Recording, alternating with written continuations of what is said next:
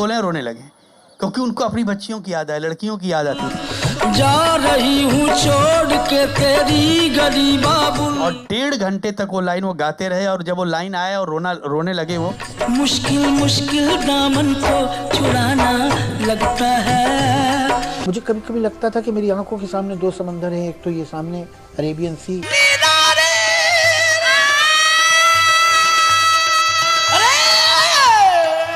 ये आदमी जो बैठा है ये भी एक समंदर है। तो कहीं ना कहीं मैंने देखा है कि जो काम जहां से किया जाता है वहीं असर करता है। पल भर में कैसे बदलते हैं रिश्ते। एक ऐसी आवाज जिसके अनूठेपन और रूहानियत को चाहकर भी भुलाया नहीं जा सकता। सजदा कर लेता हूँ जब सामने तू आता है बस में। इस आवाज और शब्दों का जादू कुछ ऐसा है जो एक बार सुन ले तो बस उन्हीं का हो जाता है। आपकी रोशनी दिल की आवाज। महान सूफी संत बुल्ले शाह फरमाते हैं, अगर इंसान में जज्बा यानी जुनून हो तो नृत्य भी इबादत बन जाता है। सच्चे मन और पूरी लगन से किए गए नृत्य से भी ईश्वर को खुश किया जा सकता है। ये बात उस्ताद नुसरत फतेह अली खां साहब के साथ भी सटीक बैठती है।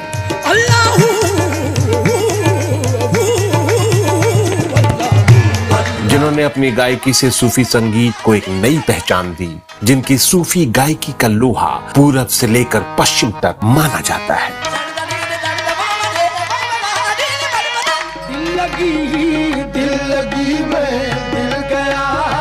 आज के इस वीडियो में हम बात करेंगे संगीत के इस सिकंदर की, जो जन्मे तो पाकिस्तान में थे लेकिन अपने संगीत के माध्यम से सारी मुल्कों की सीमाएं लांघकर पूरी दुनिया के हो गए, जिसने अपनी गायकी से पूरी दुनिया को अपना मुरीद बना लिया।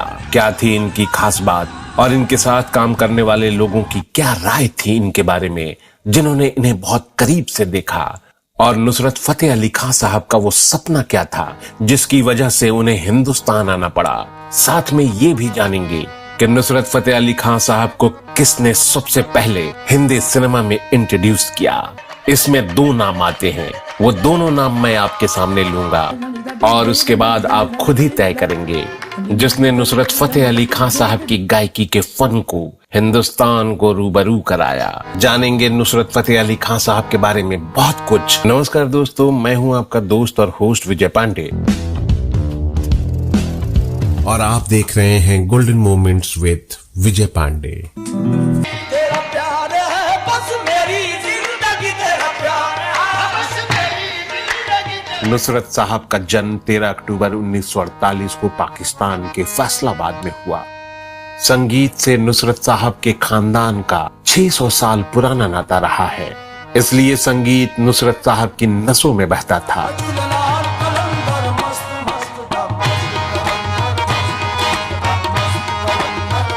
लेकिन नुसरत साहब को प्रसिद्धि विरासत में मिली, ये कहना गलत होगा। संगीत की दुनिया में अपनी पहचान बनाने के लिए नुसरत साहब को कड़ी साधना करनी पड़ी।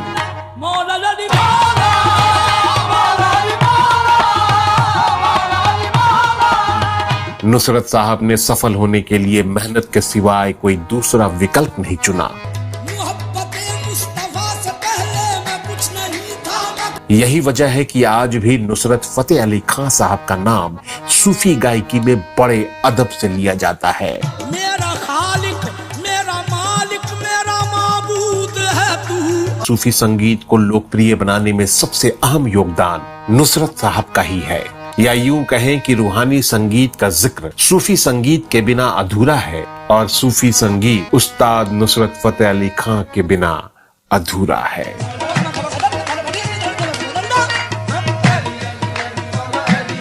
चार भाई बहनों में नुसरत सबसे छोटे थे। गायकी से पहले वो तबला नवाज थे, बाद में उनका रुझान गायकी की तरफ हुआ। उनकी गायकी में पिता की छाप थी। नुसरत इस बात को कबूल करते समय बहुत ही गर्व महसूस करते थे। नुसरत साहब के संगीत का सफर साल 1965 से शुरू हुआ और मैंने कव्वाली में भी यही कोशिश की कि उसमें मैं एक जगह पे ना रुकूं।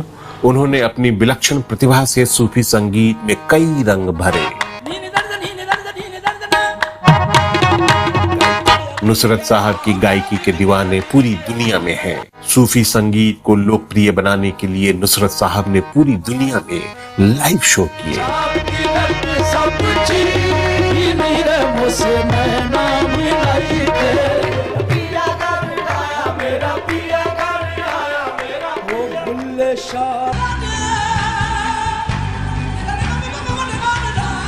उनकी संगीत मंडली में ज्यादा लोग और तामझाम नहीं होता था। 10-12 लोगों की उनकी टीम 10,000 से लेकर 1 लाख तक की भीड़ को अपना असर छोड़ने के लिए पर्याप्त थी। नुसरत फतेह अली खान साहब का मिजाज सूफियाना था। जो वो गाते थे उसकी झलक उनके जीवन और व्यक्तित्व में भी मिलती थी। नुसरत साहब बेहद गंभीर और खुले दिमाग के प्रगतिशील विचारों के शख्स थे। सफलता के चरम पर पहुंचने के बाद भी नुसरत साहब ने जिंदगी भर सादगी को अपनाए रखा। आज के कलाकारों के लिए वो किसी प्रेरणा से कम नहीं है। अपने पिता के निधन से नुसरत को बड़ा दुख पहुंचा था। उनके सामने कई तरह की मुश्किलें खड़ी हो गई थी। वे समझ नहीं पा रहे थे कि अब वो क्या करें। परेशानियों से घिरे नुसरत फतेह अली खान को एक रात सपना आया कि वो एक मजार पर गा रहे हैं और उनके पिता साथ हैं। इस सपने की चर्चा नुसरत साहब ने अपने एक परिचित से की। परिचित ने सपने का मतलब समझाया और बताया कि सपने में जिस मजार का जिक्र कर रहे हो ख्वाजा अजमेर शरीफ की दरगाह है। इसके बाद वो भारत आए और इस पवित्र दरगाह पर अपनी गायकी पेश की।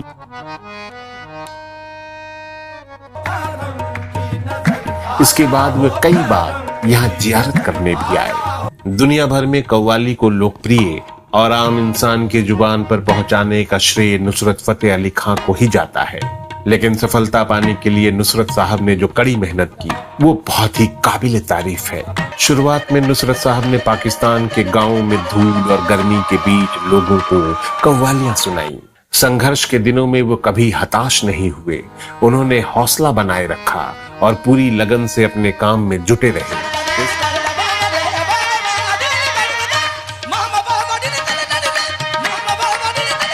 इस मेहनत ने उन्हें ये सिखा दिया कि सफल होने का रास्ता आसान नहीं होता है।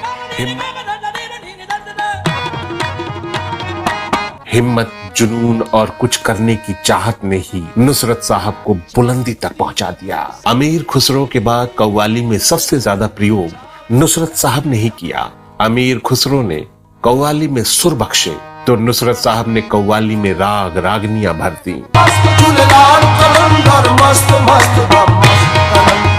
कव्वाली में शास्त्रीय संगीत का सफल प्रयोग का श्रेय नुसरत साहब को ही जाता है। इतना ही नहीं, नुसरत साहब ने कव्वाली के वाद्य यंत्रों के प्रयोग को बढ़ावा दिया। तबले के साथ लय की जुगलबंदी भी नुसरत साहब ने ही शुरू की।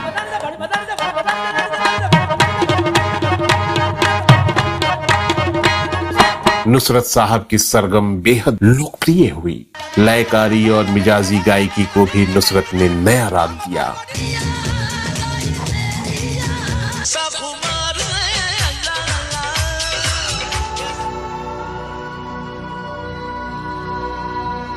नुसरत साहब ने बॉलीवुड और हॉलीवुड के फिल्मों में भी काफी संगीत दिया। इनका संगीत आज भी सराहा जाता है। फिल्म बैंडिट क्वीन,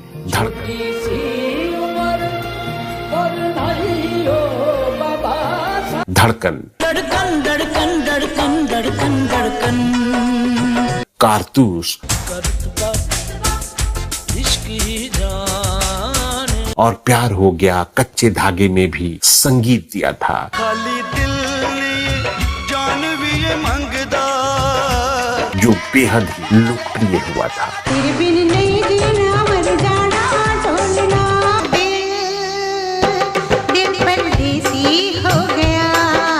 भारत में नुसरत फतेह अली खान साहब को 1990 के दशक के तुरंत बाद से ही जानना शुरू किया, जब उनके मशहूर पाकिस्तानी गीतों को हमारे बॉलीवुड ने नकल करनी शुरू की।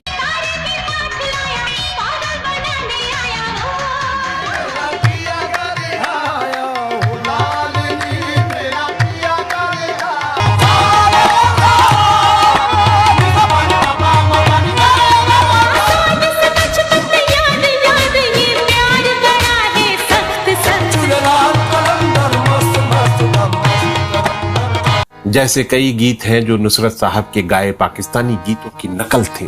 बाद के दिनों में नुसरत साहब ने खुद हिंदुस्तान आकर बॉलीवुड के लिए कुछ गीत भी गाए और इस तरह उनके गानों की नकल बंद हो गई। लेकिन दोस्तों, हम आपको बता दें कि नुसरत साहब को सबसे पहले संगीत निर्देशक खय्याम ने अपनी फिल्म के लिए उनसे एक गीत गवाने के लिए पाकिस्तान से बुलाया था। साल था 1981 और फिल्म थी नाखुदा।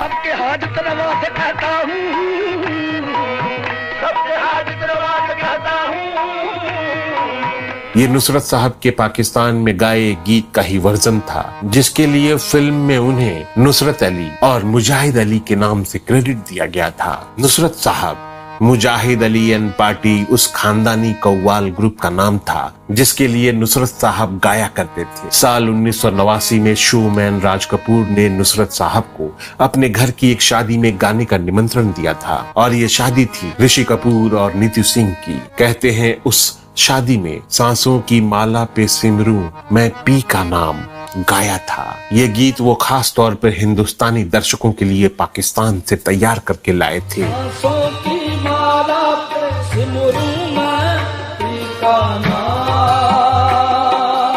तकरीबन 20 साल बाद फिर इसी गीत का बॉलीवुड करण हुआ।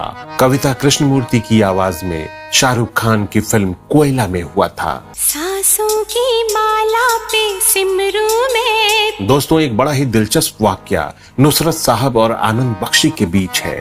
नुसरत साहब अपनी जिंदगी की आखिरी फिल्म जो कच्चे धागे थी, जिसका संगीत देने वो पाकिस्तान से मुंबई आए थे, यहाँ एक 5 सितारा होटल में रुके थे। वो करीब 1 महीने तक यहीं थे और ऐसा शानदार म्यूजिक बना कर दिया। उस दौरान नुसरत साहब का वजन बहुत ज्यादा हो गया था। आनंद बख्शी साहब उस फिल्म में गीत लिख रहे थे। चूंकि नुसरत साहब होटल में थे, इसलिए नुसरत साहब आनंद बख्शी साहब से मिलना चाहते थे, उनसे कुछ गुफ्तगू करना चाहते थे इस संगीत को लेकर। संगीत के विचार विमर्श के लिए नुसरत साहब ने आनंद बख्शी को अपने होटल में बुलवाया। चूंकि नुसरत साहब का वजन बहुत ज्यादा था, वो गाड़ी में बैठ नहीं पाते थे। जब आनंद बख्शी साहब को ये पता चला कि नुसरत साहब ने उन्हें अपने होटल पे बुलवाया है, तो उनके मन में ये ख्याल आया कि ये पाकिस्तान से आकर हमें ऑर्डर दे रहे हैं। इस आपको लगा कि यार ये वहां से आया है, इसका बहुत बड़ा ईगो है। इसलिए आनंद बख्शी साहब ने उनकी बात को अनसुना कर दिया। आनंद बख्शी साहब नुसरत फतेह अली खान से होटल में मिलने नहीं गए, अपना गाना लिखकर भेज दिया। आनंद बख्शी साहब जब गाना लिखकर भेजते थे तो नुसरत साहब उस गाने को रिजेक्ट कर देते थे। नुसरत साहब ट्यून भेजते थे, बख्शी साहब बोलते थे ये बकवास है। 15-20 दिनों तक ये सिलसिला चलता रहा। एक दिन नुसरत साहब ने कहा कि मुझे उठाओ और लेके चलो बख्शी साहब। तो नुसरत फतेह अली खान साहब को 7-8 लोगों ने उठाकर आनंद बख्शी साहब के घर पर लेकर चले गए। बख्शी साहब फर्स्ट फ्लोर पे रहते।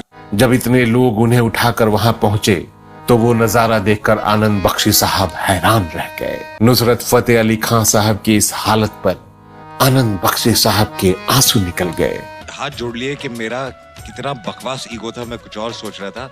साल 1985 में पीटर गैब्रियल के साथ मिलकर the lost temptation of twist और फिल्म डेड मैन वॉकिंग का साउंड ट्रैक बनाकर नुसरत फतेह अली खान साहब ने दुनिया को अचंभित कर दिया।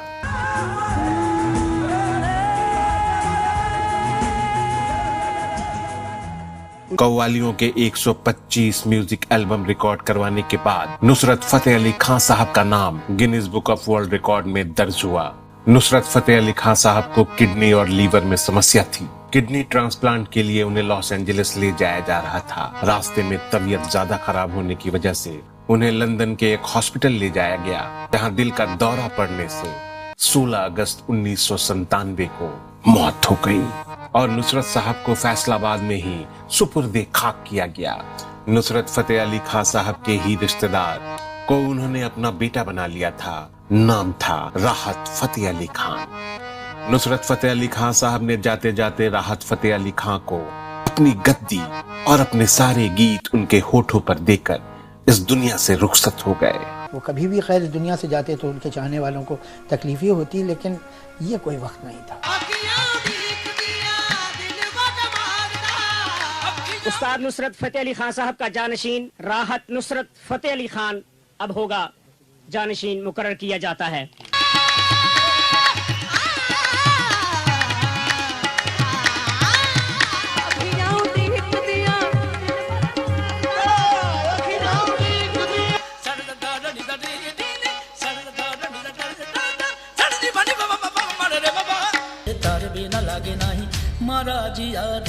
अब अपने इस दोस्त और होस्ट विजय पांडे को दीजिए विदा।